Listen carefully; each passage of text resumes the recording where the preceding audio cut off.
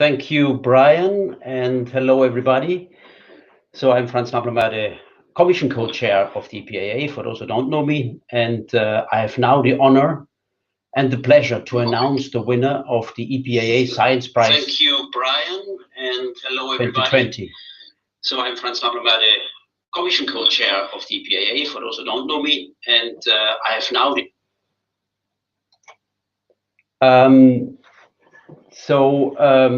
I do this on behalf of the two co-chairs of Frau Broggeband and myself.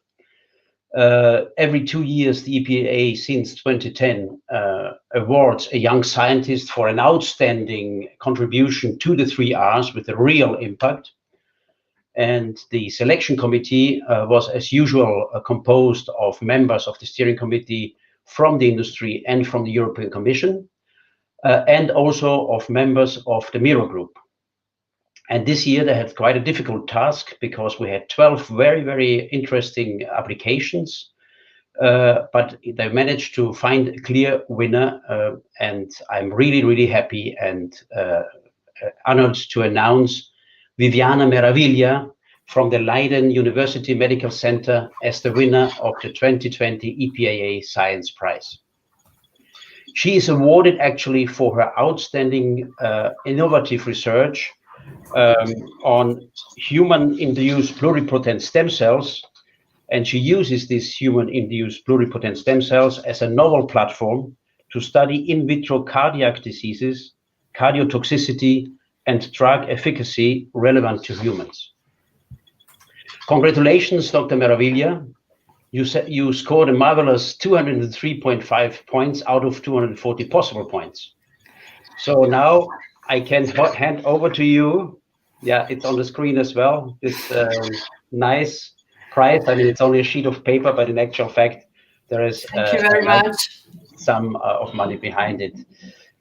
Dr. Meraviglia will now give us some insights in her work, and congratulations again. All the best, and you have the floor. Thank you very much.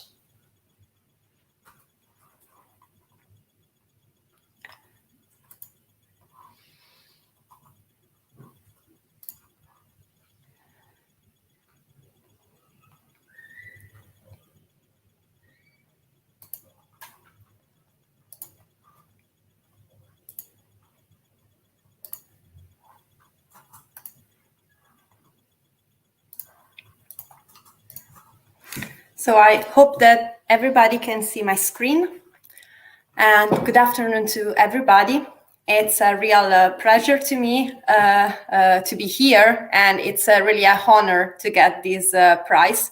And I really would like to thank the committee and the organizer of this conference to giving me the opportunity to present my work on human mini hearts from stem cells to study cardiac disease, cardiotoxicity, and to reduce the animal experiments.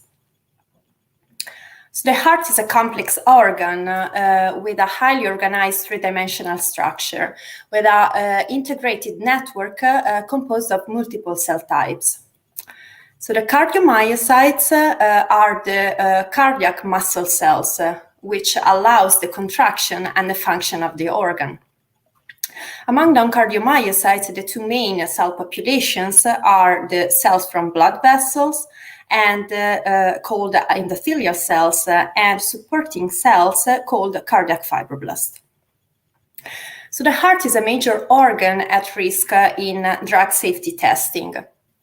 And the cardiotoxicity is actually a main reason for drug failure. So a lot of drugs cannot enter the market, so fail to reach the market, and some drugs are withdrawn after their approval because of the development of severe adverse cardiac effect, like the development of cardiac arrhythmia or heart failures, for example, for prolonged drug use for chronic conditions, or, for example, anti-cancer therapy. So for these reasons, it's really important in biomedical research to have reliable cardiac models to study this. So, but what are the sources of cardiac cells that can be used in biomedical research? An example are the animal models. So right now, the European regulatory authorities require the test of the clinical test of drugs on 2 animal models. So smaller animals like mice or rats, and larger animals like rabbits or dogs. However, the physiology, the cardiac physiology in animals differs from humans. And also the animals are not able to capture the human genetic traits. So for these reasons, the human primary cardiomyocytes can be a better alternative. But it's really difficult to be able to obtain these cells because it requires surgical and invasive procedures, which is a cardiac biopsies.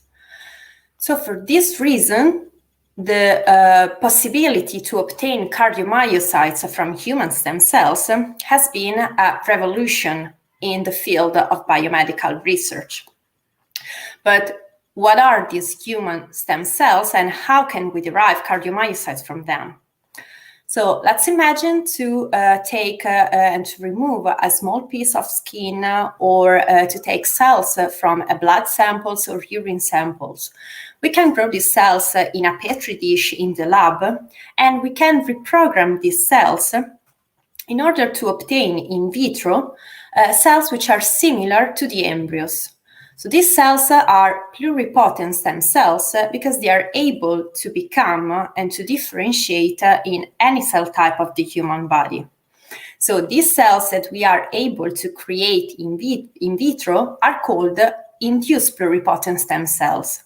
And like the human embryonic stem cells are then able to become any cell types of the body. So in my case, so in my study, just pushing these cells with a specific cocktails of molecules, we were able to obtain cardiomyocytes from induced pluripotent stem cells in order then to study cardiac disease and to test drugs and their cardiotoxic effect. Of course, this is a really huge advantage because that means that we have unlimited sources of cardiomyocytes that share the same DNA of the patients from which they are derived. However, the iPS cardiomyocytes have some limitations. One is the immaturity. So the cells are more similar to the cardiomyocytes in the embryos than the adult. Then, of course, the cells in a petri dish are not feeling like home. So they miss the three-dimensional environment and the communication with the other cell types. So to overcome all these limitations, during the past few years, I have the unique opportunity to work on the development of these innovative multicellular three-dimensional mini hearts entirely derived from stem cells. So these mini hearts are composed of the 3 main cardiac populations, so cardiomyocytes, endothelial cells, and cardiac fibroblasts in a precise and defined ratio. And all these cells are aggregate in these 5,000 cell aggregates in a very simple and cost-effective method.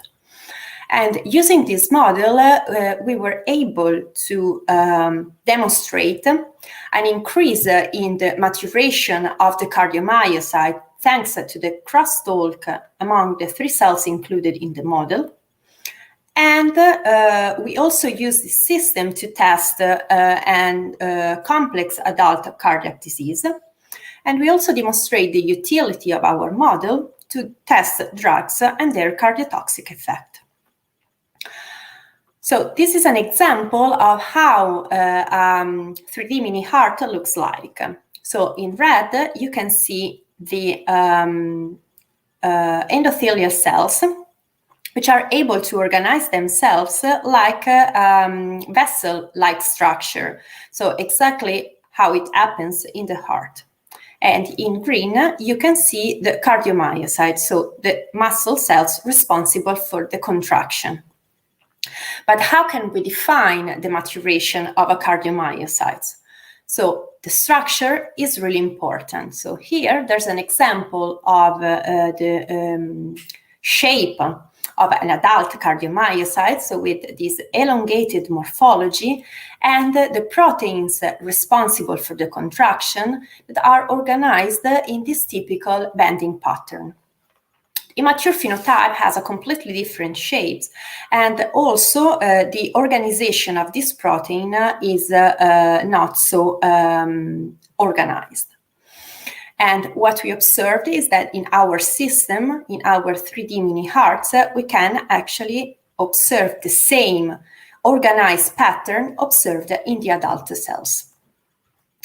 Of course, for cardiomyocyte, it's also really important increase in the functional maturation. And that means electrical properties similar to the adult cardiomyocytes. And this is an example of the electrical profile of an adult cells compared to the immature cardiomyocytes. And what we observed in our system is actually that the cells that we obtain have an electrical profile very similar to the adult. So once we demonstrate that we are able to increase the maturation, then we started to test our system to study cardiac disease.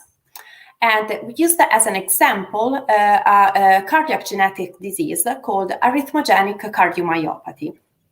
This is a disease that is developed during the adult life, and it's caused by mutation of the DNA in these patients. This disease is characterized by structural changes like the deposition of fat in the heart. And as indicated by the name, of course, a feature of this disease is the development of severe ventricular arrhythmia, as you can see here in this example of an ECG from an ACM heart. So to study this disease, we create two different groups of our 3D mini hearts, keeping the cardiomyocyte and endothelial cells from a healthy individual. And we only change the cardiac fibroblast component from an healthy individual or derived from a patient with the ACM, so with the pathology. And what we observed is that only including mutated cardiac fibroblasts, we were able to reproduce an arrhythmic behavior in our in vitro model similar to what we observed in the patients.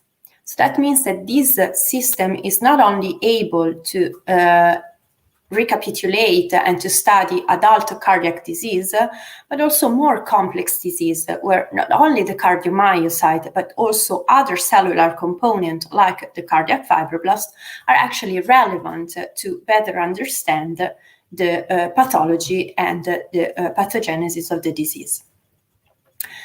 Then we used our models for drug testing, and specifically for cardiotoxicity study of anti-cancer drug like doxorubicin. This is a very important anti-drug used for the cancer therapy, but unfortunately it is well known also the cardiotoxic effect of these drugs on the heart of the patients. So we collaborate with some chemists at LUMC. And these collaborators developed some variants of doxorubicin to maintain the ability to kill the tumor cells, but reducing the cardiotoxic effect. So we tested these molecules on our 3D mini hearts, and what we observed is that actually doxorubicin had a negatively affected our system, where the contraction is almost suppressed, while the variant of doxorubicin didn't affect the function and the contraction of our model and is comparable to the untreated mini hearts.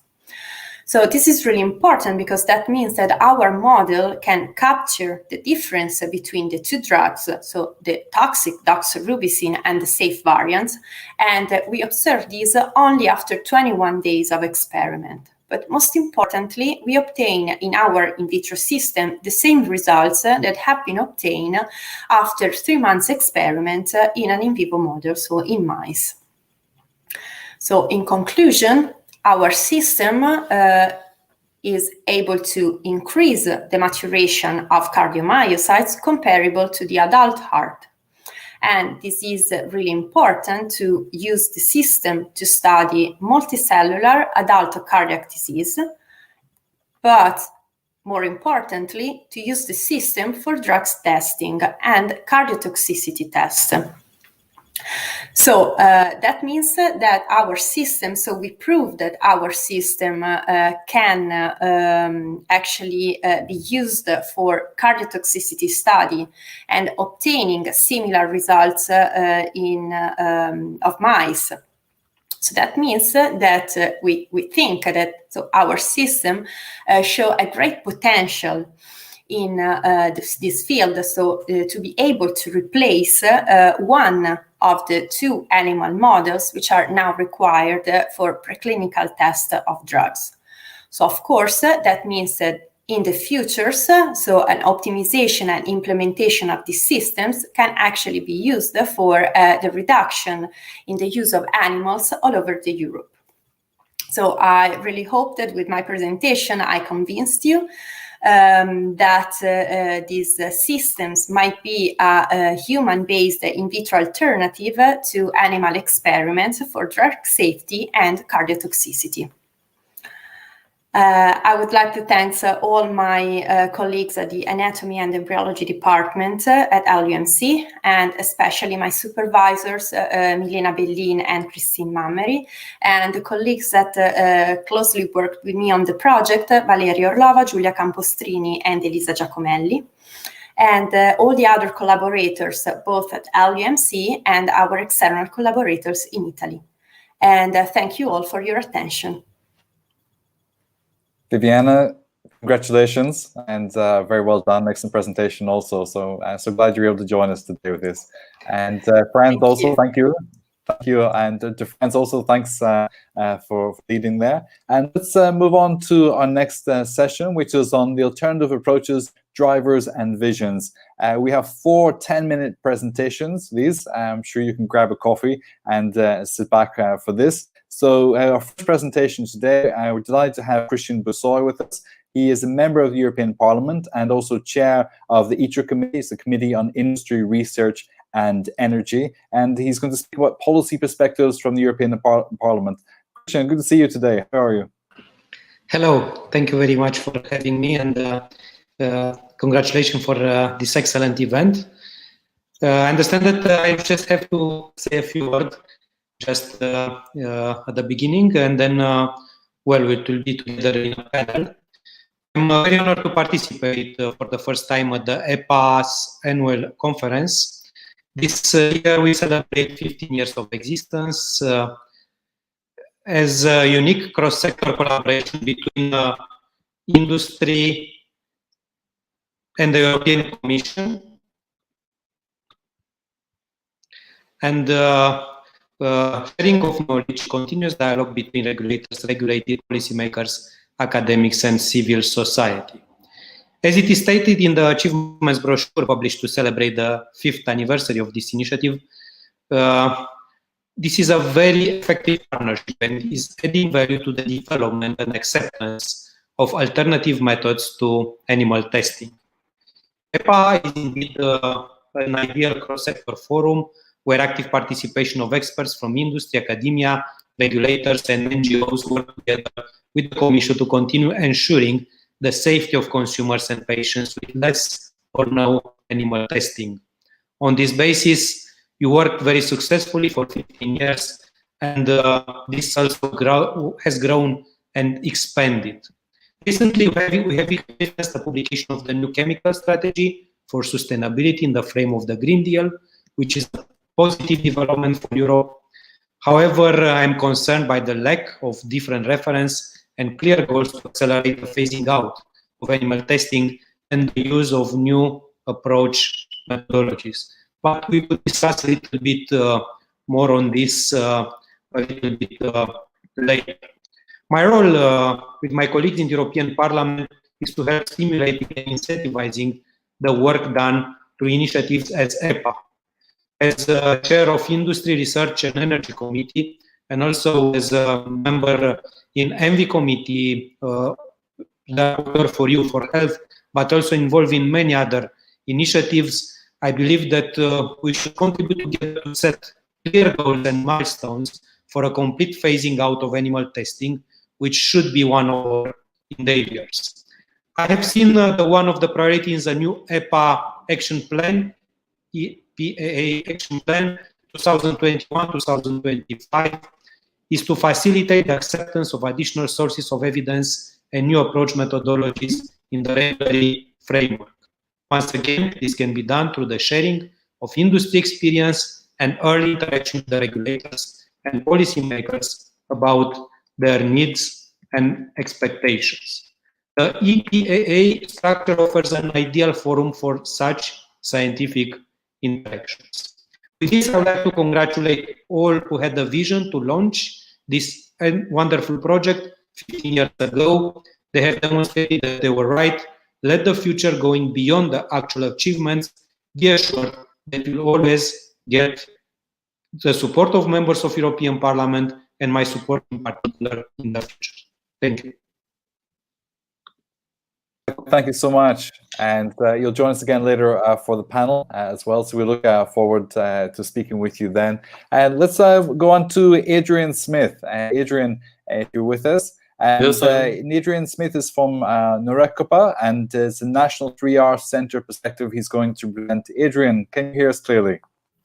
Yes, thank you very much. I hope you can hear me just as clearly. Perfectly. The floor is all yours. Thank you very much. All I can see is my own screen, so please let me know if you have problems either with the picture or the sound. Thank you very much for this invitation. It's a great pleasure to be here, and I'd like to congratulate you with your 15th anniversary. I'm going to give a few views about the way the national 3R centres, particularly in Europe, have looked at alternatives. I have quite a lot of slides and only 10 minutes, so you can download all my slides from this simple address, norecopa.no/EPAA. NORECOPA's name itself, we are the national consensus platform in Norway for the 3Rs, tells us something about developments in Europe, which I'll come quickly to in a minute. We aim to be a source of global 3R resources, so we present on our website a lot more than what's going on in Norway itself. NORECOPA gets its name from EPAA, which was a European consensus platform for alternatives established at the end of the 1990s and the early 2000s. And what EPAA still exists, and it supports the establishment of national consensus platforms where all 4 stakeholders are equally represented in the governing body. And this is an idea I really like, that it promotes organizations where representatives both of government, the regulators, research, industry and animal welfare are all represented, aiming for consensus between these stakeholders. Today there are not so many members of EPAA, but we have a lot more 3R centres that have grown up throughout Europe, and not all these have all the 4 stakeholders in their governing bodies, but they're all doing a terrific job to promote the 3Rs. And this is also encouraged by the fact that the whole of Europe now is covered by laboratory animal science associations, which are working towards the same aim. We have now a European network of 3R centres established in 2018. And many of these centres have money for 3R research, as we heard from Judy about the British Centre. NORECOPA hosts the website of a network of these centres, and we have an interactive map at the address on the screen where you can click and get more information about each of the over 30 centres that we have at this precise moment, and the number is growing all the time. This work has been stimulated in many ways by the meetings in Linz, organized by OSAT, and the president, Winfried Neuhaus, organized a meeting to get these centers networking together at the 2018 meeting.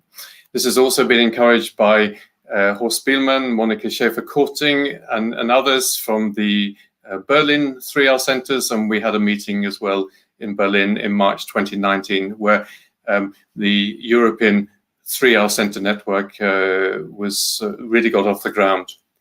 And Winfried has just published a letter in Altex delivering a consensus statement which the 3R centers have signed, showing that we embrace all the 3Rs, and we consider it important to focus on non-animal methods. So we are promoting them equally as well as replacement methods.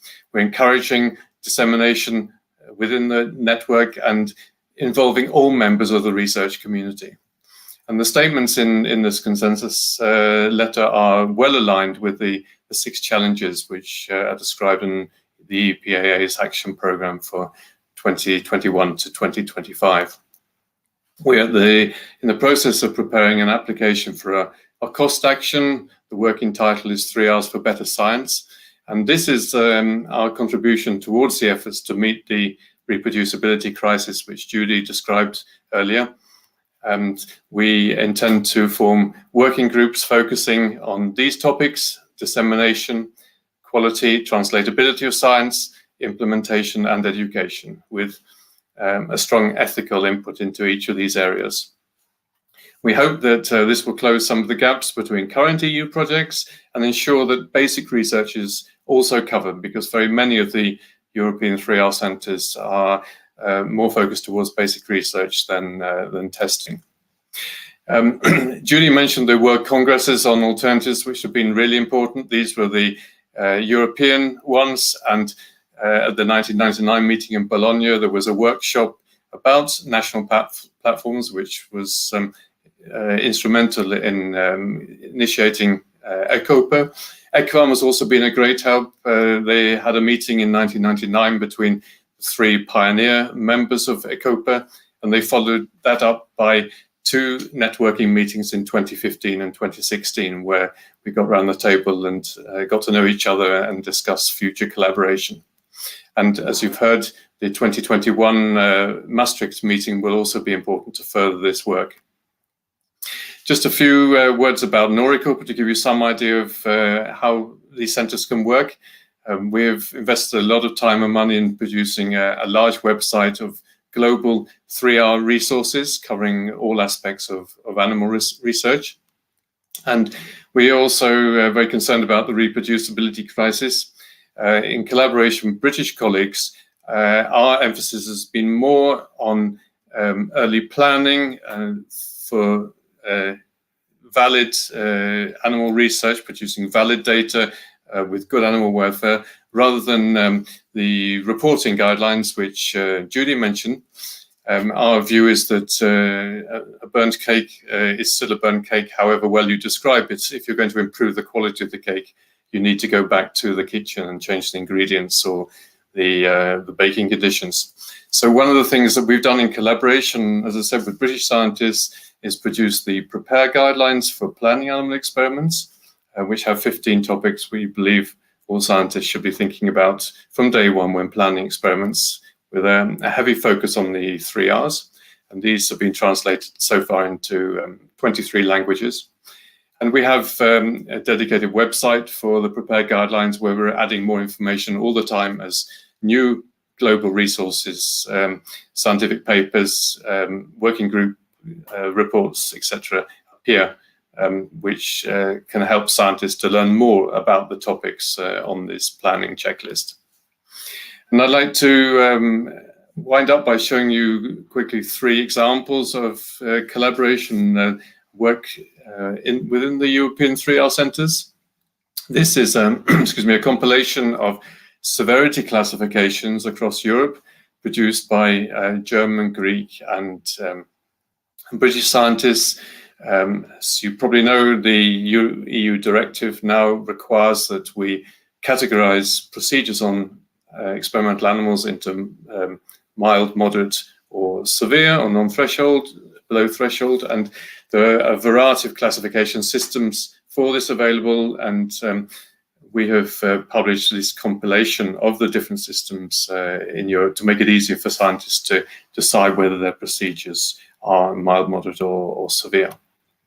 We've also this year launched a refinement wiki, which is embedded in the NORICOPA website, so that scientists, technicians, all others working with experimental animals can quickly publish information which maybe is too small to warrant a full scientific paper, or maybe they don't have time to write such a paper. They can put it out on the web and help disseminate important advances within the 3 Rs in that respect. This is my final example. This isn't a graph connected with COVID-19. It's one of the more positive consequences of the pandemic. It's an increase in the number of webinars that have become available this year thanks to the pandemic.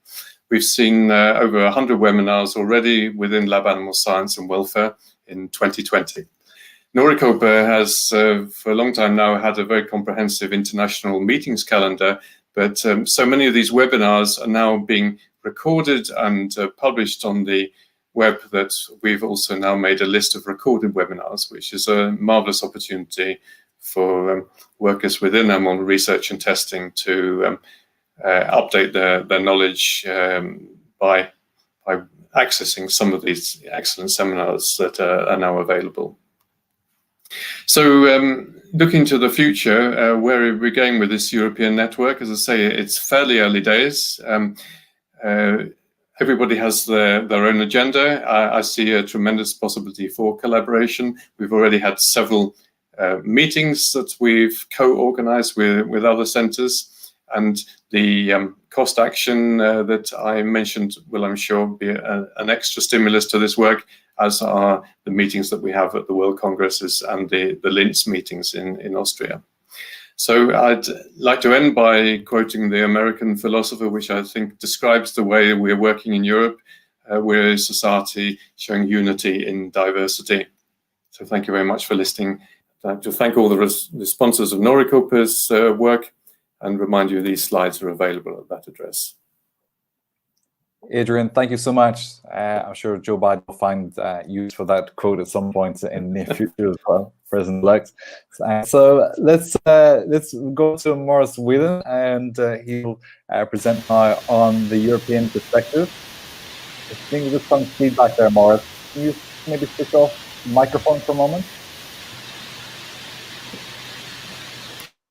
There we go. Okay, can you do sign language for your presentation for us? Let's see if we can get that working in just a moment. Maurice Whelan, he's the European Commission's Joint Research Centre. It's going to be a problem. Maybe you want to put the headphones on if you have them close to you as well. Or else it's a tab that you need to close. Maybe the tech team can give some element of chat there. See, it's full static noise, so either headphones or it's a window which is open. Or just switch off your mics, maybe. There we go. See now? How about that? It's a little bit better. There's a lot of static on there. I'm not sure why. It was working just before, so I'm not sure what the problem is.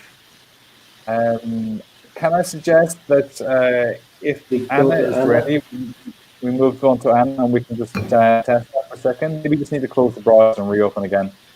Anna, if you can let me know on the chat if you're okay to start now. Otherwise, I can sing for you. Maybe you want to start.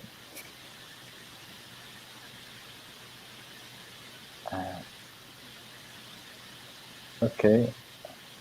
I think Anna's going to start now as well. Just give us one moment and we'll get Anna's ready to start. So thank you, Anna, and we'll get Maurice back on in just a moment. Hi, Anna. Thank you so much for stepping in. And Maurice will join us again just after your presentation with all the audio problems as well. So let me just introduce Anna. Anna's at the United States Environmental Protection Agency. She's going to present on the global perspective. The floor is all yours, Anna. Okay, so hopefully, yeah, there are the slides. Okay, so I was asked to give just a few 10 minutes, I'll watch the time, on the US EPA's efforts to reduce animal testing and the recent, primarily the recent directive by Administrator Andrew Wheeler to EPA staff to move towards eliminating the use of mammals in testing by 2035. So I'll assume everyone can hear me unless I hear otherwise. So if you can just advance the slides. All my contact information is on the slides, and these will be available. Hopefully there are plenty of links in here if you have questions, or you're please welcome to contact me. But I also want to congratulate EPAA on its 15-year anniversary. Actually, I am one of the co-chairs of the U.S. Interagency Coordinating Committee for the Validation of Alternative Methods, or what's often called the U.S. ICVAM, and we are this year celebrating our 20th anniversary. So lots of wonderful milestones in the area of animal reduction and in the new approach methods this year. So that's fantastic. So September of last year, a whopping 14 months ago, Administrator, US EPA's Administrator Andrew Wheeler did a pretty profound thing. He put out a directive to staff with several critical ideas in it. First, so remember the backdrop. Unlike in Europe, in the United States, and actually North America, we do not have any legislation mandating the move away from animals. We do, under our TSCA legislation, Toxic Substance Control Act, have some legislation that encourages the use of new approach methods over the use of vertebrates, but it's not a requirement per se. So the directive by Administrator Wheeler is quite profound in the United States. So the directive, relatively short, is actually quite chock full of a lot of substance. So the goals in the memo are first to reduce requests for and funding of mammalian studies by 30% by 2025. So that's the first milestone. So when we think about requests for, so these would be data requests by the pesticide office for pesticide testing, testing done for toxic substances, but also funding. So U.S. research, U.S. EPA funded research to academic organizations, but also inside of the EPA, our own EPA funded researchers will be reducing their use of mammals. The big milestone in the directive is the elimination of mammalian test requests and funding of by 2035. That beyond 2035, any requests or funding of mammalian studies has to be done with upon agreement with the administrator. So the idea here is to accomplish the goals through the development and application of new approach methods.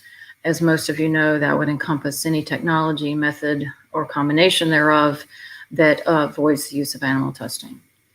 The directive primarily focuses on two portions of EPA, the first being the Office of Research and Development, and the second being the Office of Chemical Safety and Pollution Prevention. And that's where I work in the pollution, the Chemical Safety Office.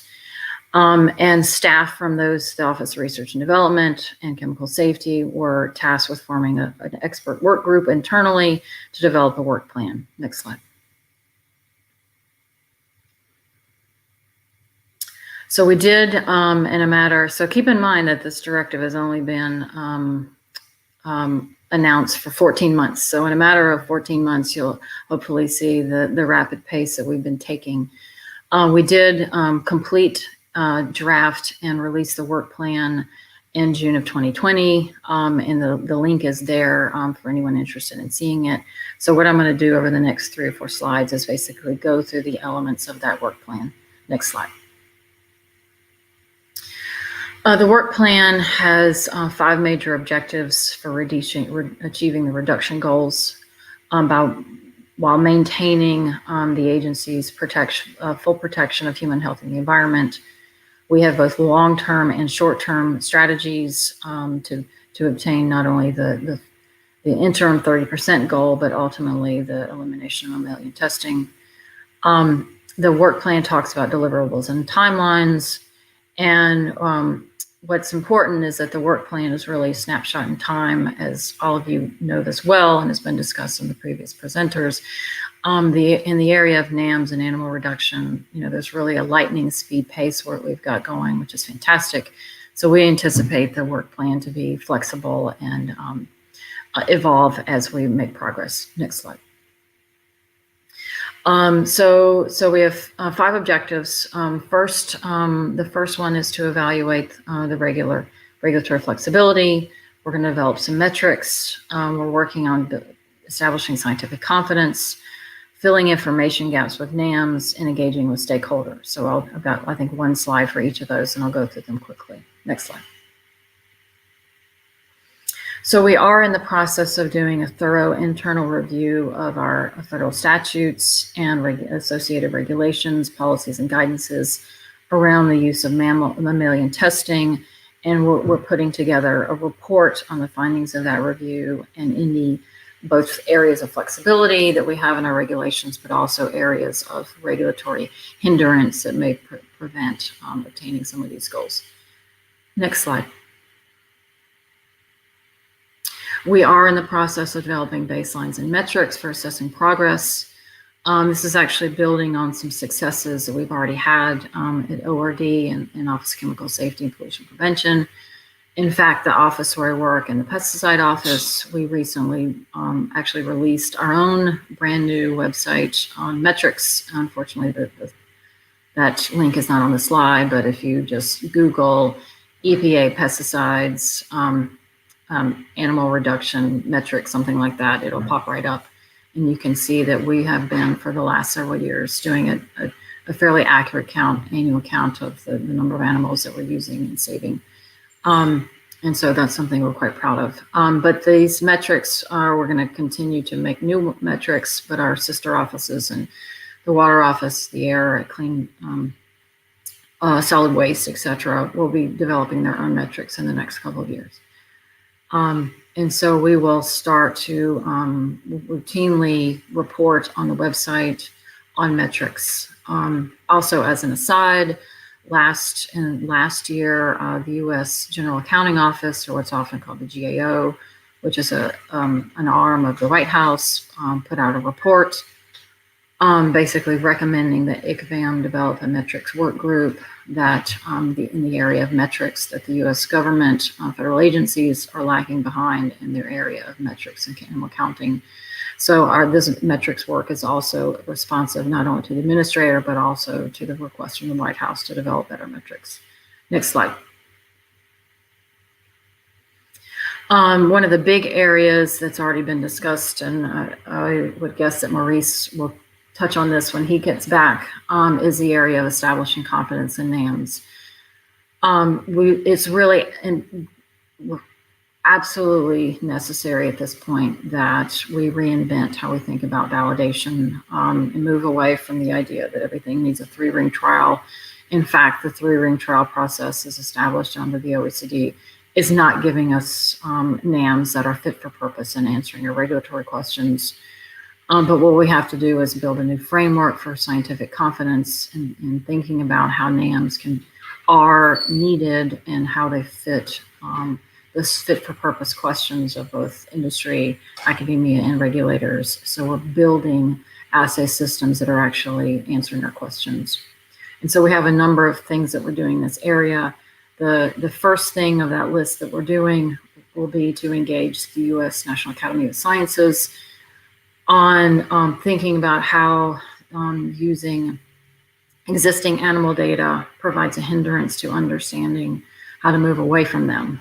Using the animal as the gold standard has really become a hindrance, in part because the animals rarely reproduce themselves, they're highly variable, and often not even human relevant. So we'll be engaging the NAS this year on this very important topic. Next slide. We are working not only with the Office of Research and Development as regulators, but we're also working with NAM developers, the National Institute of Health, NIHS, NICEDM, and a number of other industry partners to actually develop NAMs to fill in the gaps that we're looking for the US EPA Pesticide Office has a couple of really good case studies that we're working on that are good examples of that. Actually this year we put out the world's first human health risk assessment using in vitro data as the point of departure for risk extrapolation. So that's for the first in the world. We're quite proud of that. We have some work that we're doing in the development in neurotoxicity space with EFSA along with Office of Research and Development. And we also have some work that we're doing in the inhalation space, moving away from the rat to the three-dimensional human assays. Next slide. And as you know, it's been really brought up in a couple of presentations this morning, and something that EPAA really excels at is this engagement and communication with stakeholders. Bringing people from different points of view and different expertise together at the same table is really the only way we gain success. But one of the areas that we're really putting a lot of emphasis on is non-technical stakeholders, those worker protection groups and environmental groups who are concerned about this change from using the animal to the new methods, and really educating not only the public but also our internal managers, our internal staff on the importance of this. So we have been doing a lot of outreach, including things like this, but we've been doing webinars. We have a brand new website that we're going to continue to populate. And we're going to begin some training series, not only for our internal staff, but external stakeholders. Next slide. I think I'm done. Acknowledgement. So we do have a work group of people who have worked on the work plan. You may have heard we've, in the last couple of weeks, had our second annual NAMS conference, State of the Science. And so in 14 months, we actually pulled off 2 big conferences. We're really excited about the second one. We had about 1,000 people from all over the globe registered. Hundreds and hundreds of people called in. We had a very active chat box. It was really a huge success. But we couldn't do this not only with the work group, but with staff across EPA who are really excited about these changes. So with that, I'm finished, and hopefully Maurice will be ready. Anna, thank you so much. Can you stay with us for the panel discussion in just a few minutes? Maurice, we've been testing his audio. As far as I understand, everything is back on track. Moment of truth, Maurice. I hope so. Can you hear all me good, now? all good. Excellent. Excellent. Okay, thank you. Well, nothing like a bit of a heart attack just before you're about to present. Thank you. I'm Maurice Whelan. I'm head of the Chemical Safety and Alternative Methods Unit at the European Commission's Joint Research Centre. And I'm also head of the EU Reference Laboratory for Alternatives to Animal Testing. And I'm absolutely delighted to be here. Thank you for the invitation, and happy birthday, EPAA. Happy birthday to us. It's really terrific to be together to celebrate.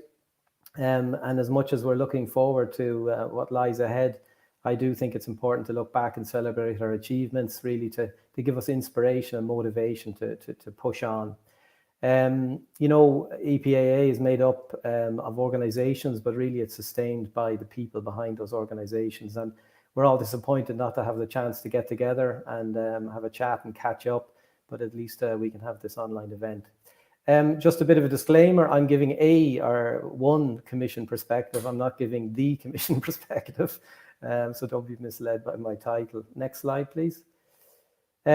So as the Commissioner mentioned earlier, when we talk about vision and drivers, as we are in this session, then we need to look to the recently published Chemical Strategy for Sustainability. It's a very important element of President von der Leyen's Commission's Green Deal. If you haven't read it, please do so. But also published with the strategy a progress report on dealing with mixtures, and also there's a staff working document on the fitness check of endocrine disrupting chemicals, which my own unit led actually on behalf of the Commission, working together with 15 other DGs and the Secretary General. So a major piece of work. You know, this strategy, as I've indicated on the slide there, really is opportunity and a necessity to achieve the ambitious goals of the Green Deal, you know, first steps towards a zero pollution ambition. But, you know, the strategy also represents great opportunity for extensive use of alternative methods. And I'd go further today. I'd say that really the extensive use of alternatives will be an absolute necessity to achieve many of the key objectives in this strategy, and you can quote me on that. Next slide, please. Let me elaborate just a little bit. You know, the strategy states clearly in the white box there, promote innovative testing and risk assessment methods and the regulatory uptake, and particularly non-animal methods. So it's good it's there. Personally, I would have liked to seen it have more prominence, but you can't have everything. But let's look at some of the other objectives. First of all, you know, we want to ensure that most harmful chemicals are not contained in consumer products. So these are carcinogen, mutagen, reproductive toxicants, but also endocrine disruptors, you know, immunotoxicants, neurotoxicants, chemicals that affect the respiratory system and also have effects on specific organs. So a lot there. And we're going to do this, you know, by improving our knowledge on chemical properties, by requiring more information on chemicals. And, you know, put all that together, that means that we're going to be wanting to assess more chemicals for more health effects, which will require more testing data and more testing. So we need NAMs to really address this. And at the same time, we want to do this by simplifying processes for assessment across sectors. So one substance, one assessment ambition, and also, you know, depend on internationally recognized standards and innovative assessment tools, for example, those coming out of OECD. So indeed, a very tall order. And I would say, again, impossible to achieve with current approaches that are solely based on conventional animal testing. So it's not a case of if we shift to alternatives, but how do we do it? And very importantly, how fast can we do it?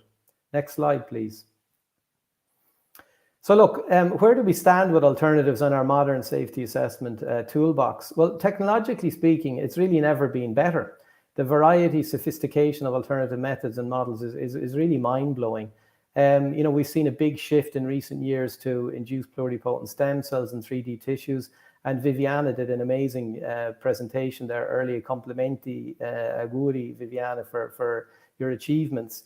You know, we've seen organ on chip coming rapidly into view. You know, we can generate omics data in high throughput now, something we couldn't even imagine even a few years ago. We finally got a handle on biokinetics, you know, something that I used to call the Achilles heel of in vitro approaches.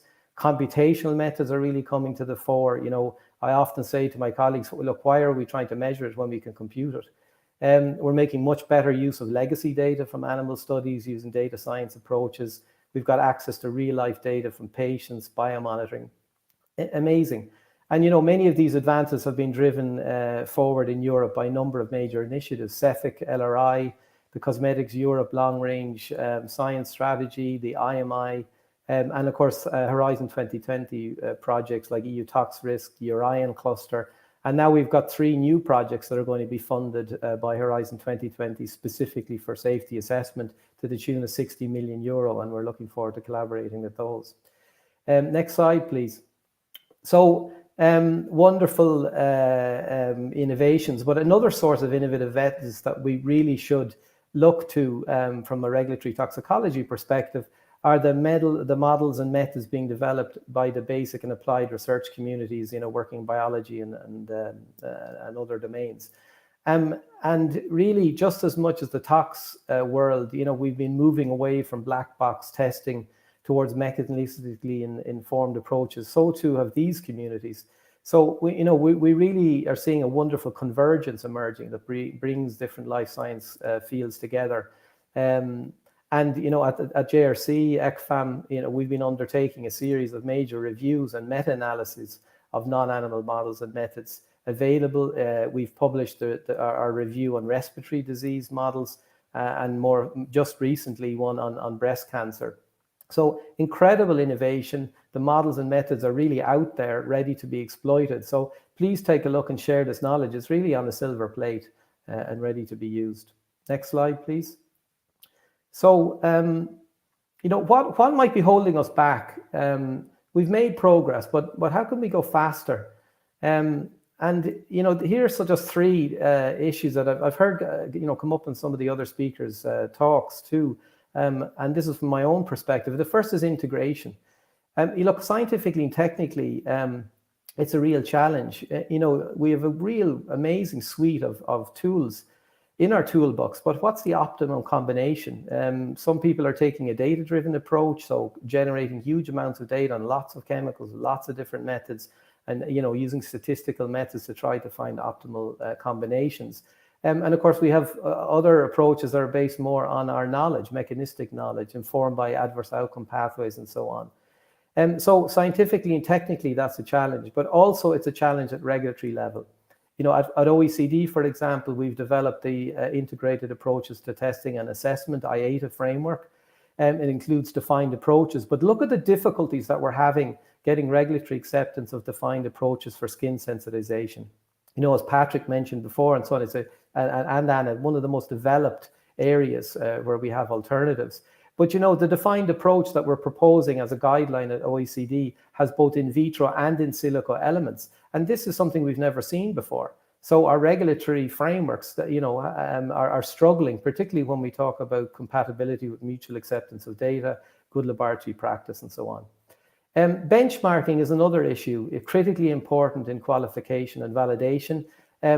But what are we benchmarking against? Is it correct that we still keep benchmarking against animal data? Is that relevant? Do we have it? What about human data? Again, do we have it? Is it enough? Is it the quality good enough?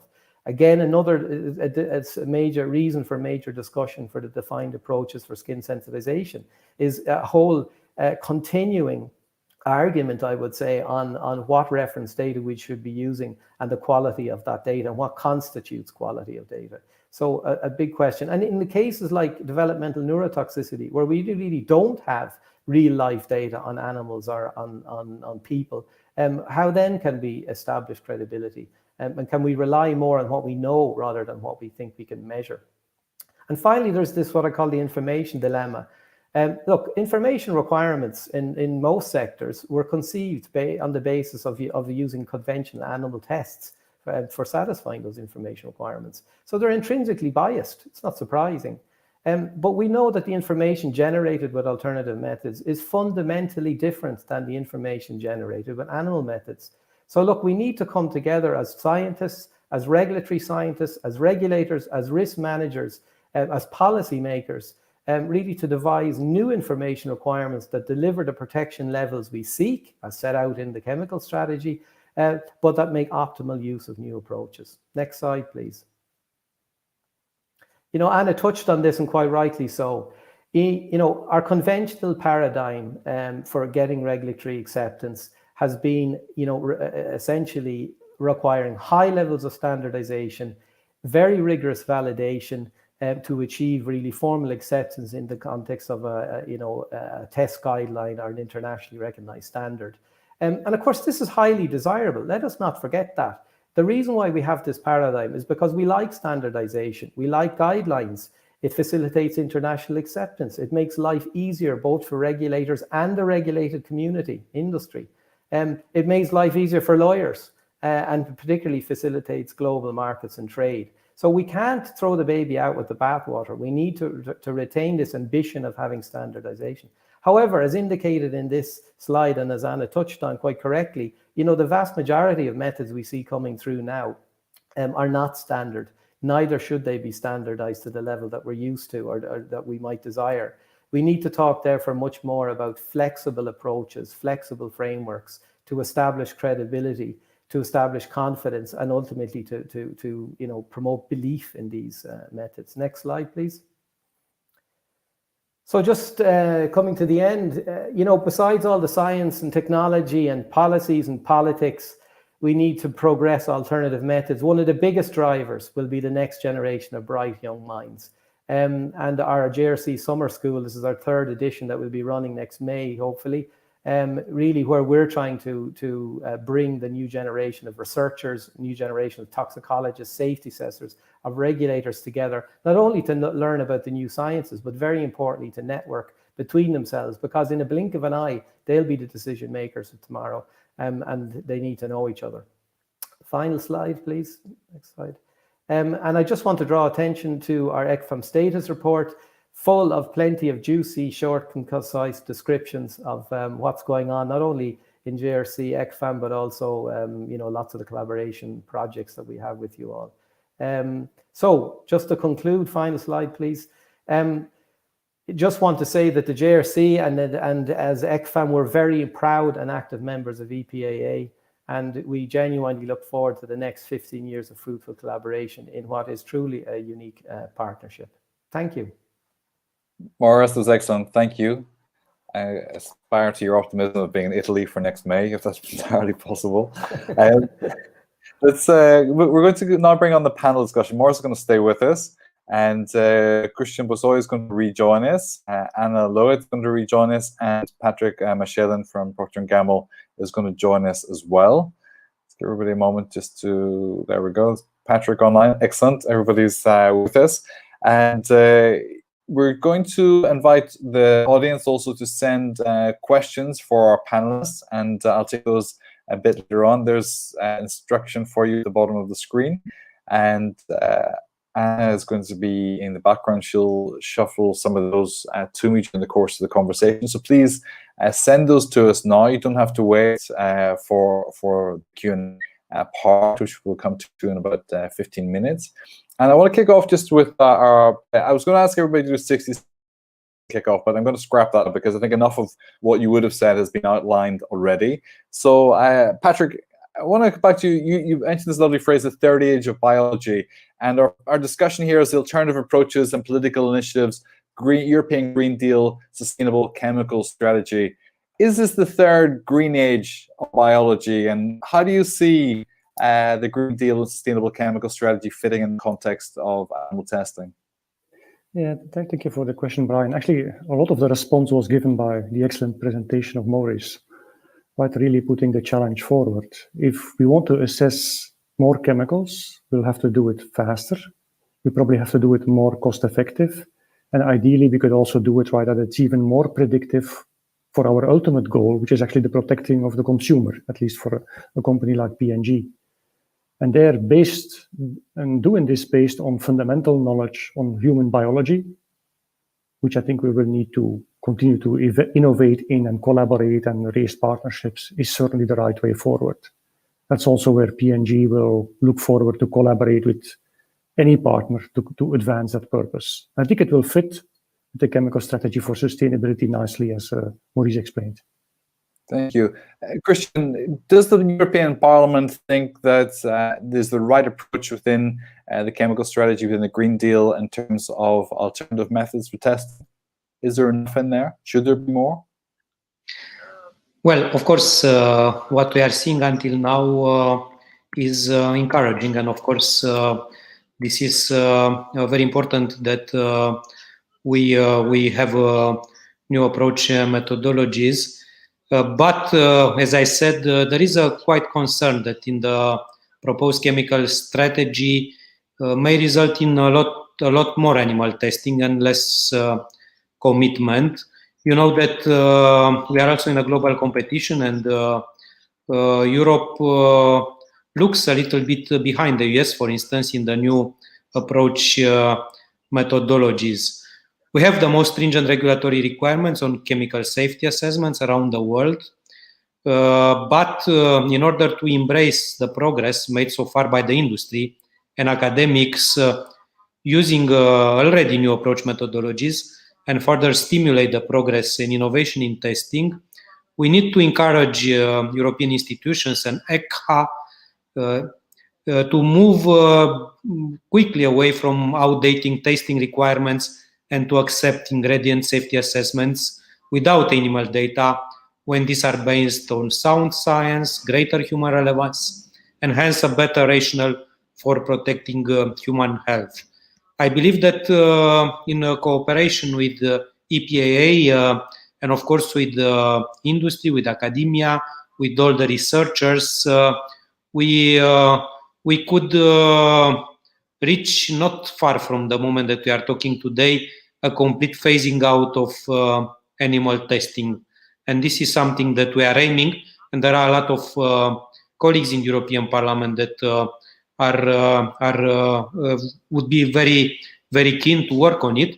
Of course, without jeopardizing the need for science, for testing in general, So just use the alternative methods. Thank you. Anna, from your perspective, sitting on the other side of the Atlantic, when you look at Europe, do you see a pathway for Europe, for the globe, to move away from animal testing?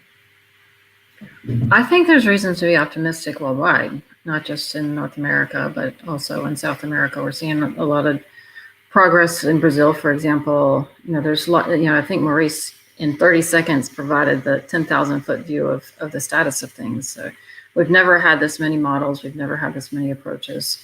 There's fantastic opportunities. It's just a matter of taking them. We've got to find a way to get the OECD to move faster.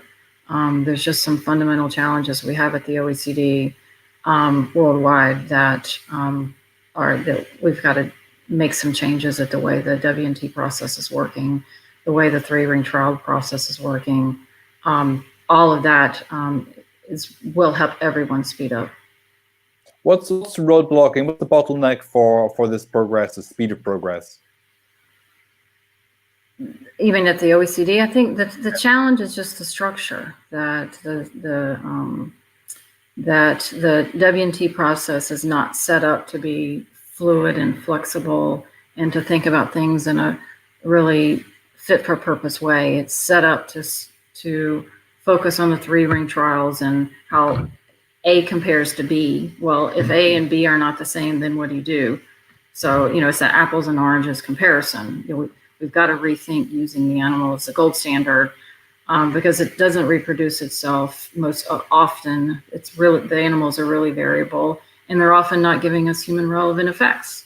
So if we're building in vitro models in human tissues, building human models that are predictive, why do we then anchor to the animal that we know is not human predictive? It's a paradigm that we have to find a way to move away from. And it's one of the big challenges that we face in the next year or two. Mark, you're such a strong advocate for the next generation. Is this bottleneck approach, particularly as Anna mentioned in the context of the OECD, is this a generational problem? Do we have to wait for the next generation, or do you see a way through this where the paradigm is reorganized in a way which is recognition of where we are today in terms of modern science?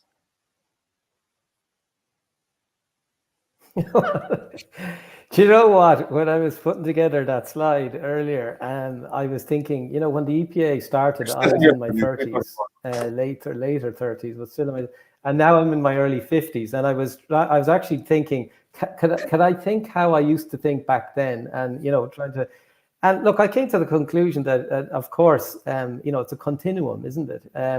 What I love about the summer school contexts and bringing these, these aren't students, these aren't people with, these are very accomplished young professionals who know an awful lot. And when we change the format of the summer school, not to be a kind of traditional school, but in fact be essentially a networking event, where it was about sharing each other's knowledge, then that's where we got the spark, the magic. So of course, the old school, like myself, dare I say, Patrick, we've seen a few EPAA annual meetings, but we've a lot to contribute, in terms of experience and know-how, but equally that can be matched with not only the new knowledge that the next generation have in all these new sciences, but very importantly, it's much easier to reformulate the problem with a younger mindset. We keep getting, I feel, stuck in a rut that if we talk about replacement, it turns into a can I replace a 90-day rodent study with alternative methods, and that's a dead end. What we need to do is reformulate the question in saying, can I offer the levels of protection to human health and the environment that I so desire as defined in my policy, while not, doing it in an economically sensible and viable way. And, that's not the same as saying, can I replace a 28-day rodent study with an organ on chip, And so that's where I feel that the plasticity in the young brain really contributes to innovative ways of formulating the problem as opposed to just coming up with a new solution. Yeah, if I can actually, sorry, Brian, if I can, I really like to build on what Maurice was saying, because, you know, as we recruit new scientists, toxicologists, very few of them actually have still experience with animal data, animal experiments. They come in with a fresh mind. They come in with a lot of skill sets around computational skills, right? So that we can really try to build virtual models of the human biology. Within P&G, as we recruit people, they challenge us. Why do you use this, if I can quote Maurice, these old technologies, while you have available for you all of these new array of tools? And they are actually a power of change within, not only within the society, but certainly also within industry. So I really can echo the observation that Maurice says from a practical point of view. Very short also from me. Go ahead. You know that we are preparing for the digital age, and we need to include digitalization more and more in our lives, in our economics, in our research. We put a lot of emphasis on digitalization in the European Union. It's one of the two very strategic directions for the next decades, along with the Green Deal. And I believe also that digitalization, computing, digital models will also be the future of research. And this is something that we should prepare. And that's why it's good to promote even from now this. Thank you. Anna, when you have to explain to people why they should redesign the model, what arguments work and what don't? Is it enough to say we have the data, you know, we have quantum coming on the horizon as well for scientific modeling in a completely different way than we understand right now? You know, what do you say to others when they say this is a bit risky? So I can tell you what's working in the U.S. So in the U.S. we've had a lot of success in the last 2 years, I think in 3 areas: skin sensitization, developmental neurotoxicity, and inhalation. And all 3 of those, the US EPA will have regulatory. We have a brand new, first in the world risk assessment with skin sensitization. We anticipate using the 3D human inhalation models in at least 1, if not a couple more risk assessments in the coming year to 2 years. And the D&T issues are forefront for a lot of pesticide chemicals that target the nervous system. That what we're finding actually when you talk to people, whether they're scientists or non-scientists, is when you explain that in those, and I think in all 3 cases, there's good science that tells us that the animal model is either not human relevant or is so variable that the data that we get from those studies is not very informative. And when you explain to people that if you understand the steps to the biology, even if you don't have the full built-up adverse outcome pathway, if you understand the basic steps in that biology leading from exposure to outcome, that we can take in vitro and silico approaches and put things in each of those steps that helps us predict the human outcome. And so let's say in the developmental neurotoxicity case that we've been working with EFSA and our Office of Research and Development with, that we had a very successful external peer review, what we call federal advisory committees, about 2 months ago, talking about why the rat developmental neurotoxicity guideline is not answering our regulatory questions, is not answering our scientific questions, but we have all these new in vitro approaches that do. They tell us how neurons are communicating with each other, which we can't do in a rat. They tell us how the neurons are growing, how they're dying, how they're dying on schedule, and we can't do that in a rat. Really, what you can do in a rat is stick it in watch it swim for a little bit or count its motor activity, but it's hard to know how human relevant that is. But you can easily imagine thinking about how neurons connect with each other, how that's human relevant. Even if you can't connect it to IQ or you can't connect it to neural learning and behavior, you intuitively know that if the neurons aren't communicating, there's something going wrong. And that kind of message, at least in the United States, has been very effective.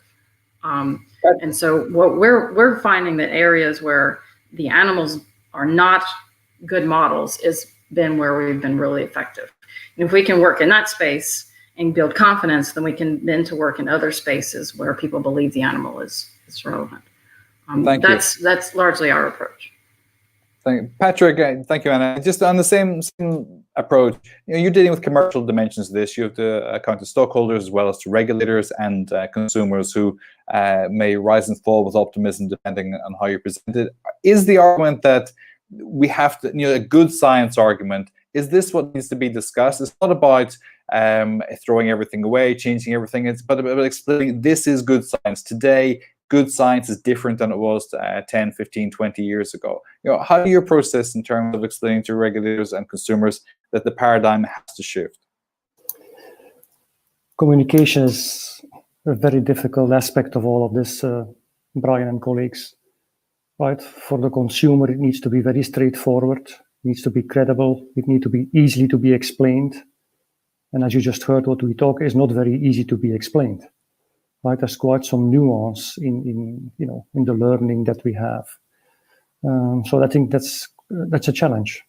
How can you explain, right, a new paradigm and still at the same time assure consumer safety? That's something that we, as a company, and I would assume many companies struggle with, because consumers have actually more and more, I think, a preference, actually sometimes a very strong preference for products that are not being tested on animals. But at the same time, you need to reassure the safety, and you need to explain, in a transparent way, how you have gone about this. So that provides quite a challenge to us. With the regulators, we are often bound to the regulatory requirement tests.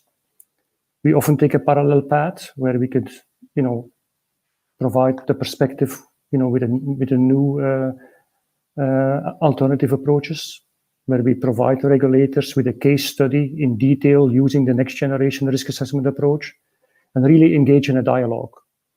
Because what I feel is that we are learning all in this together. We all have what I would call a job to be done, which is very common, at least in the field that I'm working in, which is to be protective of the consumer. The way we approach it, the requirements that we need to get that job done still differ. But I would assume engaging, or at least our experience is that if you engage in a very transparent dialogue, what is the problem you really try to solve? Where is your lack of confidence? And then you can have the dialogue and the partnership. Typically, I think we can make progress. But that's the way we have approached different things. So simple way need to find to communicate to consumers because it's increasingly important for a larger consumer base. And on the opposite, a very detailed technical scientific discussion and engagement with the regulators. It's a dual strategy, I would say. Okay, and just something Julie mentioned earlier as well, she spoke about the predetermined demand. You don't need to move the whole market forward in one go with Procter & Gamble, do you? You can play to those consumers, like you said, who have already identified a particular preference for non-animal testing. So you have a predetermined demand there for a certain cohort of products. Yeah, but I would say that the goal is to be protective of the consumer, right? With the highest certainty that we can provide on our assessments. And if that is increasingly based on fundamental knowledge on human biology, using all of the tools that some of the colleagues here portrayed, that's what we should do. Okay. Right? That's the goal. And the roadmap to that, Maurice, how often can the European Union adjust its direction? Do we have to wait 5 years? Do we have to wait 10 years? Do we have to wait until the next Green Deal revision comes out? What's the strategy for shifting this paradigm and adjusting to these new narratives? Well, the first thing I'd say is that in the EU, honestly, I don't see any policy or legislative barriers per se. I mean, we have our directive in place. We have provisions then across sectorial legislation, particularly in REACH, for example, cosmetics, etc., that already have a strong provision for the use of non-animal methods when it's possible to do so. So I honestly don't see any fundamental issues. Building on Patrick's points, though, I mentioned the word belief in my presentation, and it's funny. Maybe as a scientist, I often would not use words like that. We don't tend to talk about proof in science, but we don't tend to talk. But honestly, I do think it's got to a point where we need to seriously look at who believes and who doesn't believe, and how do we have more believers. And what that means is that we need to look really more holistically at the business case, at the value proposition, as our American colleagues would often put it, and stop talking about it in terms of more narrow scientific terms, like this will allow us to replace that animal test, or you're making a toxicological prediction problem, which scientists love doing, of course.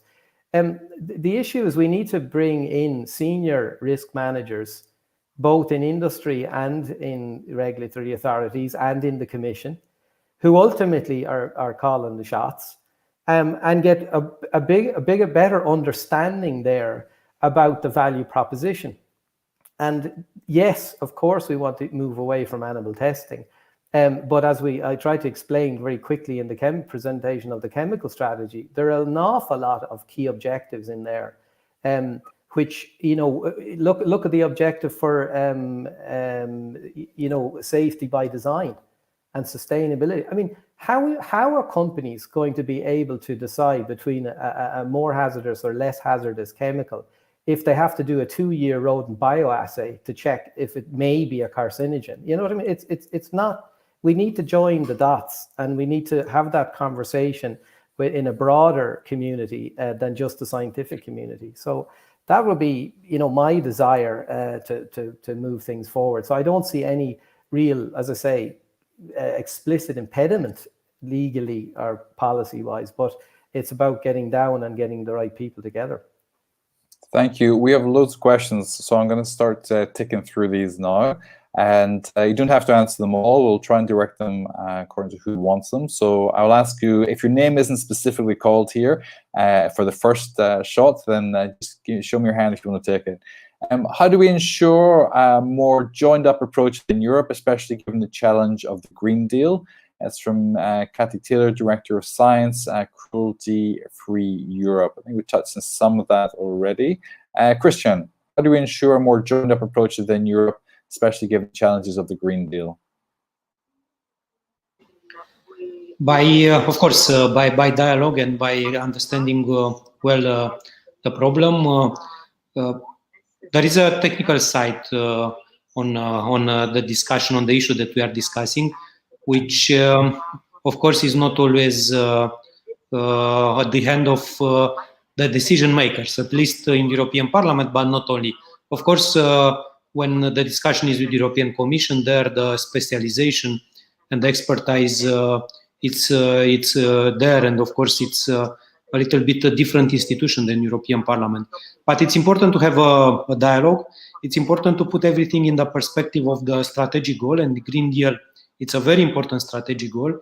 Of course, Green Deal, it's not only about the energy transition, about the change of energy system, about heavy industry. It's a lot about agriculture, and transport also. But it's also a lot about what we're discussing today, to change totally the paradigm. So it's important, the dialogue, it's important to explain well the concepts and to take decision based on science, but on modern science and on the models of the future and not the models of the yesterday. Thank you. I think Maurice already touched on most of this anyway. So let's go with the next question, which is for Anna.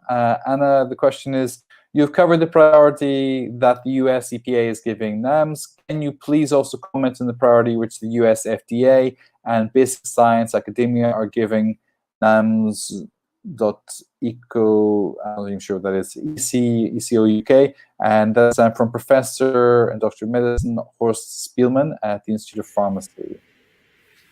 So, not working at the US FDA, I won't speak for them, but I can tell you what I've observed through the ICFAM, the U.S. Interagency Coordinating Committee for the Validation of Alternative Methods, that ICFAM, the FDA is an active partner in. So the U.S. FDA does have a strong commitment to NAMs. In fact, last year, I believe they put out a brand new roadmap and strategic framework for how they're going to move away from the animals and bring in more in vitro approaches.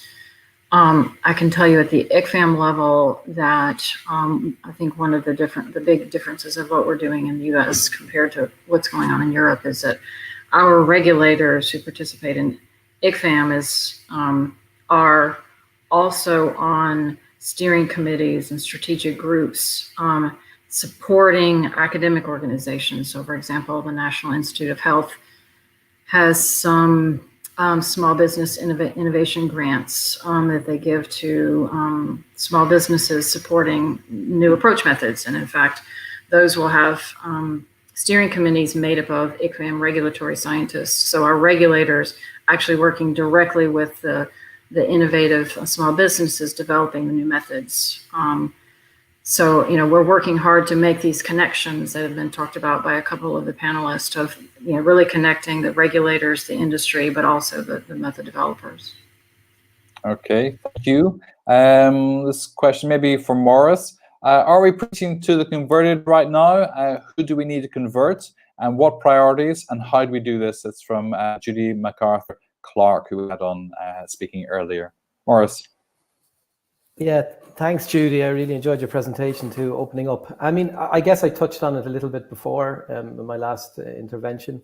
I agree with Judy. I mean, we are to some extent preaching to the converted, but my personal goal is to engage a broader community in this discussion to understand that they indeed have a stake in this discussion.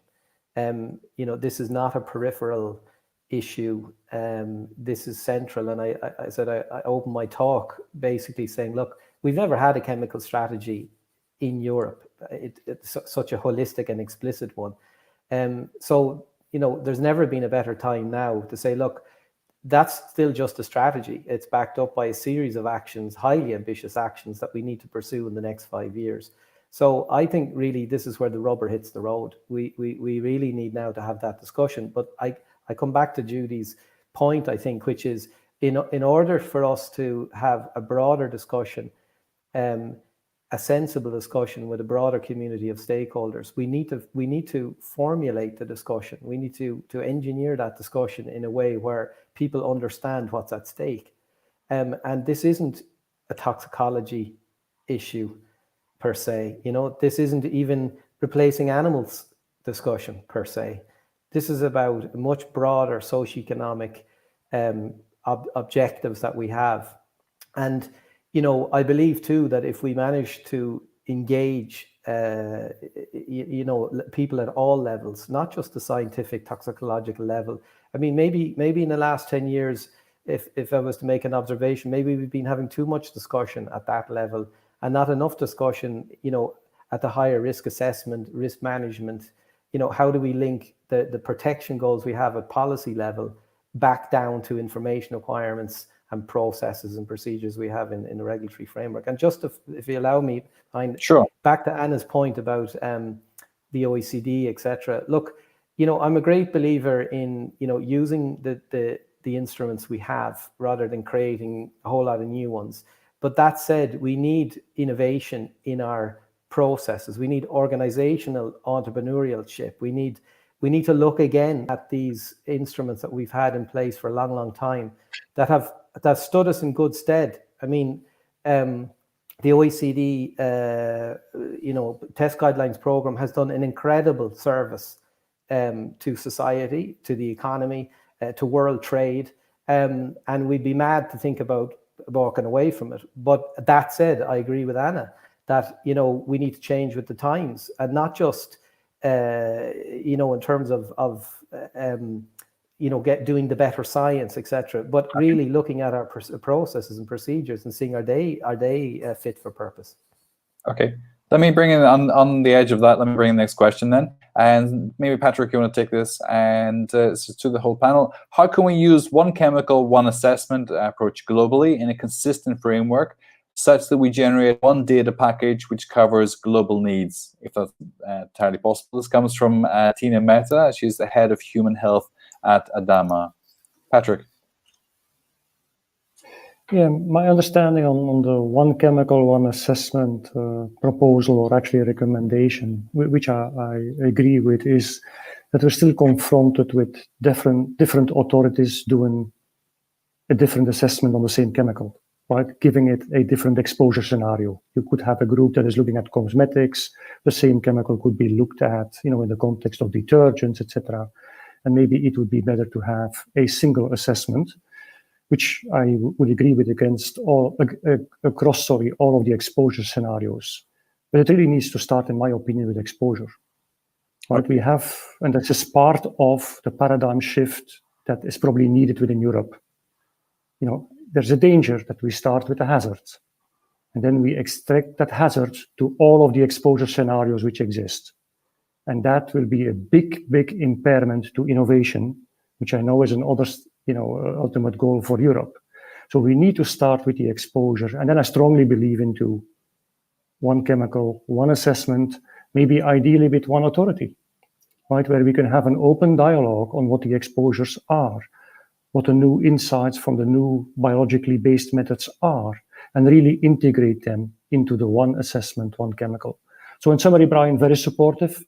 But I think the devil will be in the details, how it will be executed. And in my opinion, exposure is a key element on how we need to start thinking about it. One chemical, one assessment authority. That's just about for today. And anybody else want a quick answer in this? I have 2 more questions in 3 minutes to go through. Anna, nobody else on this? Okay, let me take the next question. Yeah, no, I did. Sorry, I wanted to unmute myself. So, I actually support what Tina's saying there. So what we see in the pharmaceutical space with the ICH and the ICH test guidelines is that there is broad worldwide harmonization in how pharmaceuticals are regulated, at least in terms of their data needs.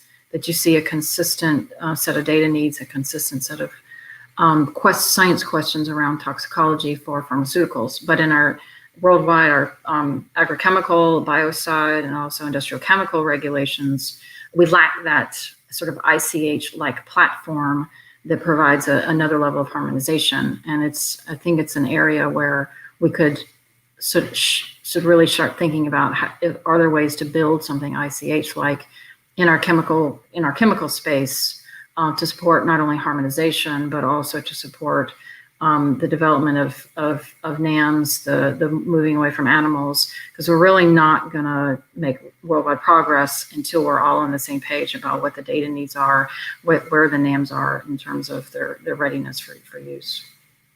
Thank you, Anna.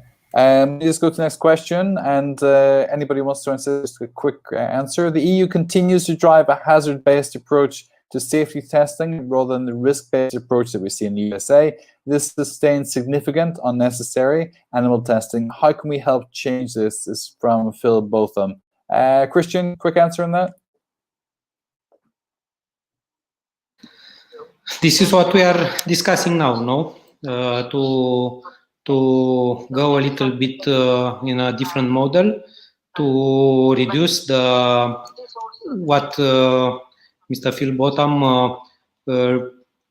rightly says, that it's an unnecessary animal testing, and to go in the other direction. This is what we could do via the legislation that we are debating, via changing the mentalities, changing the models. That's why we have this conversation today, and that's why we are working together in order to change you may things. drop off and go to your ITRA committee, which is calling you just now. So thank you very much to Christopher Borsoi. And we're just going to wrap up now with the rest of the panel as well, so you'll miss anything else. And to the rest of the panel as well, let's give 20 seconds each for your soundbite wrap up for today. Morris, key message. Key message, EPAA has stood the test of time. It was a very different world 15 years ago, but it's changed with the times, and I believe it's as relevant as ever. Trust is fundamental to progress, and EPAA has provided an environment, an ecosystem where trust can be built between the various communities engaged in this whole endeavor. So that would be my take-home message. Thank you. Anna?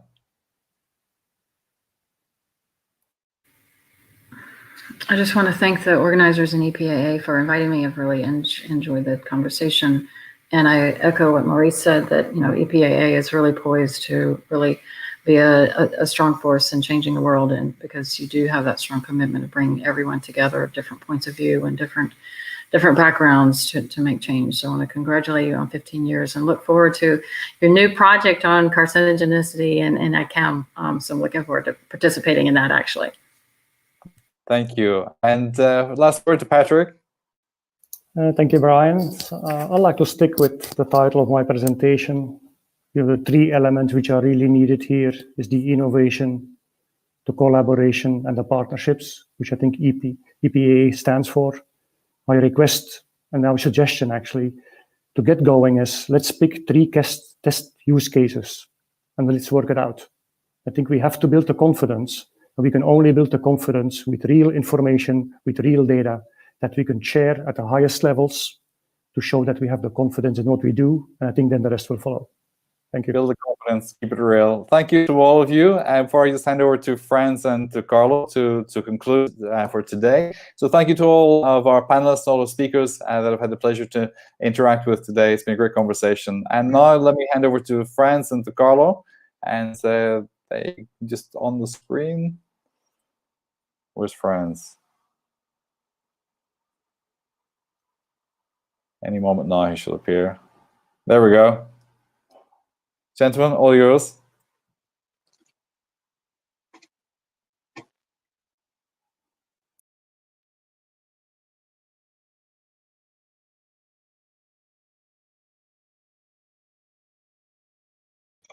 Carlo, you can start, I think. Okay, can I start?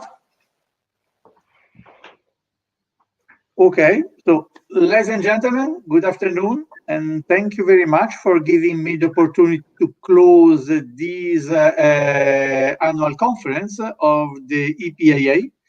This is the 15th annual conference of our Partnership for Alternatives to Animal Testing, and is the time to close. Despite the online format, which is certainly not ideal for such a major conference, I think that we have seen today a strong sign of the partnership. It is alive and kicking.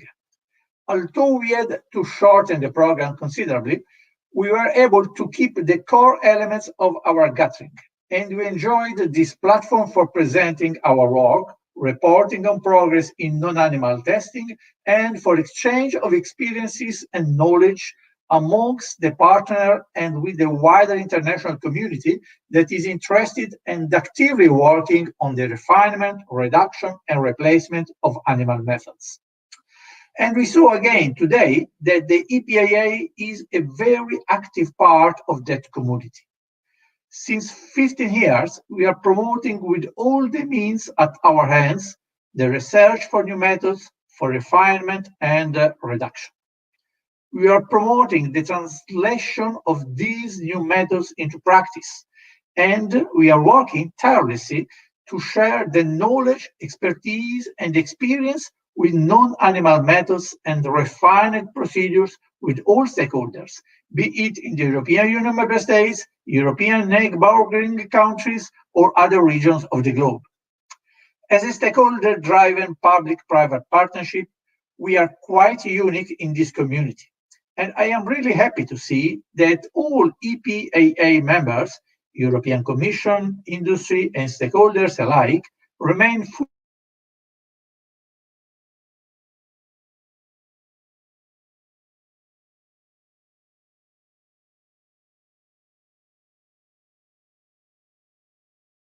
fully engaged via its intergroup on animal welfare, and special thanks to Mr. Christian Musoi and Sirpa Pietikainen for her invaluable cooperation through the years.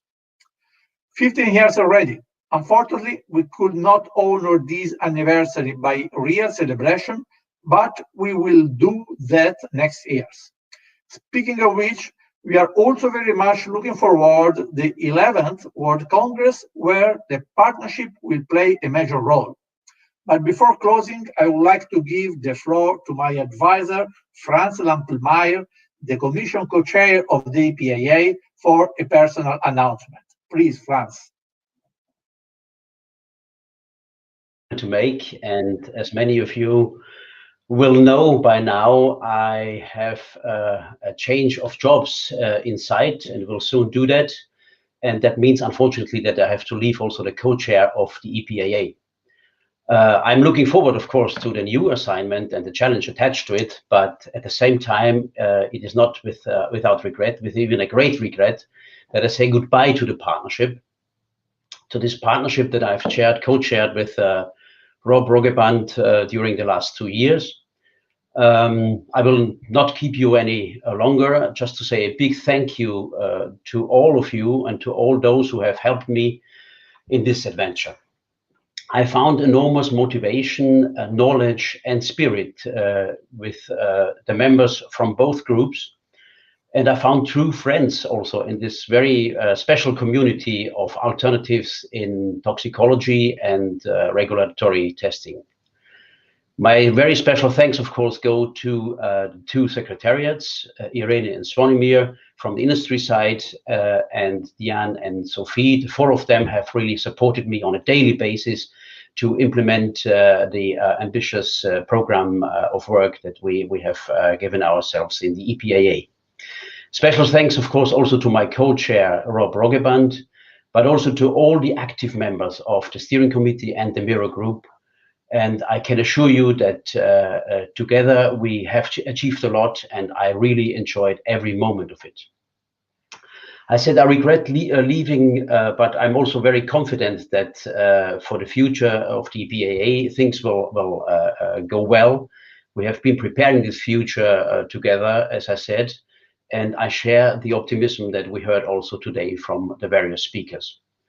I'm also optimistic because I can leaving the EPAA in good hands with Rob Rogeband continuing as industry co-chair, and from the Commission side, Salvatore D'Acunto and Roman Mokri taking over, and they have both been actually active members of the steering committee in the past years. Thank you very much. Goodbye, and I hope to see you soon. Stay safe. Over to Carlo. Oh.